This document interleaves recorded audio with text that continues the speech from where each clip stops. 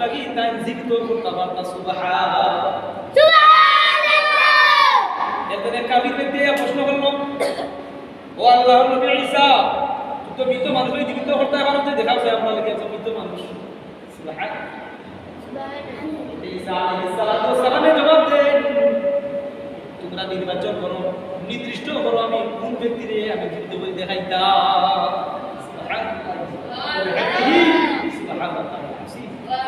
ঈসা আলাইহিস সালাম তোমরা নির্বাচন করো কাফির ব্যক্তি প্রশ্ন করছে তাই তোমরা নির্বাচন করো নির্দিষ্ট করো যে অমুক ব্যক্তিরে আমি জীবিত করে দেখাইতা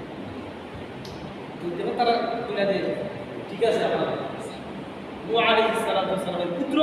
হযরত শাম আলাইহিস সালাম জিন্দা হয়ে দাও তাহলে আমরা তোমার উপর আমরা ঈমান আনবো তাই ঠিক আছে তো হযরত ঈসা আলাইহিস সালাম কবর হাজত করেছেন শাম আলাইহিস সালাম কবর হাজত করেছেন দুই রাকাত নামাজ পড়ছেন কয় রাকাত দুই রাকাত নামাজ পড়িয়া আল্লাহ পাক রব্বুল আলামিনের দোয়া করেছেন দোয়া করেছেন আল্লাহ আমার তুমি লজ্জা দিও না শরম দিও না আল্লাহ কাফির ব্যক্তি প্রশ্ন করছে ও আল্লাহ তুমি লজ্জা দিও না শরম দিও না আমার কথা আল্লাহ তুমি কিলা আল্লাহ পাক রব্বুল আলামিন হযরত ঈসা আলাইহিস সালাম দোয়া কবুল করে নিয়েছেন সুবহানাল্লাহ আল্লাহ দোয়া কি করছে সুবহানাল্লাহ প্রচুর নম্বর হয়ে গেল মুসলিম মান বালা লিলাই মসজিদান বারাল্লাহু লাহু লাকাল জান্নাহ ইকার কইল আল্লাহর বলে কি আল্লাহর বলে কেন এই বড় হাসার থাকে না আলোচনা আল্লাহর বলে মসজিদে আল্লাহর বলে এই কারণ নম্বর থাকে নম্বর লাগে ঠিক না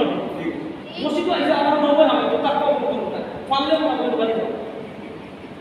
ঈসা আলাইহিস সালাম এই দেশের বলে তোমরা নির্দিষ্ট করে নির্বাচন করো তারা যখন বলে যে হযরত শাম আলাইহিস সালামকে জিন্দা করে দাও তো তারপর আমরা গিয়া আল্লাহর নবী ঈসা আলাইহিস সালাম দুই রাকাত নামাজ পড়ছেন আর আল্লাহর দরবারে দোয়া করছেন আল্লাহ পাক রব্বুল আলামিন কবুল করে যদি দেয় আমরা কবুল করিয়া দেখা যায় অবস্থা থেকে এমন সব মানুষ আল্লাহ পাক রব্বুল আলামিন দুইজন আমরা সুন্দর সাহায্য করেছি তার তাকে প্রশ্ন বলা আমি যখন প্রশ্ন বললাম তোমার কি সুন্দর সাহায্য দিতে পারে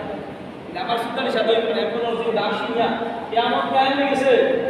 কিয়ামতের কঠিন ময়দান কায়েম হয়ে গেছে কিয়ামতের ডরে এবং ভয় আমার সুন্দর শক্তি গভীর মনোযোগ জীবন বৃদ্ধ বড়দার কত ধ্যান লক্ষ্য কৃষ্ণ হযরত ঈসা আলাইহিস সালামের সময় কাফির ব্যক্তি প্রশ্ন হলো ও আল্লাহর নবী ঈসা তুমি তো জানো তোমারে আল্লাহ পাক রব্বুল আলামিন এমন মুজিজা দান করছো যে তুমি মৃত মানুষ লাগে তুমি জীবিত করতে পারো যে আমরা দেখাও তুমি 2 দিন 3 দিন 4 দিন আগে যে ব্যক্তি মারা গেছে এই ব্যক্তিকে জিন্দা করে দেখাইতে পারতাই না কারণ একদিন যদি 4 দিন 5 দিন 3 দিন না 2 বছর 5 বছর 7 বছর এই ব্যক্তি যে মারা গেছে এরা দেখাই হইতো না হযরত নূহ আলাইহিস সালামের পুত্র হযরত শাম আলাইহিস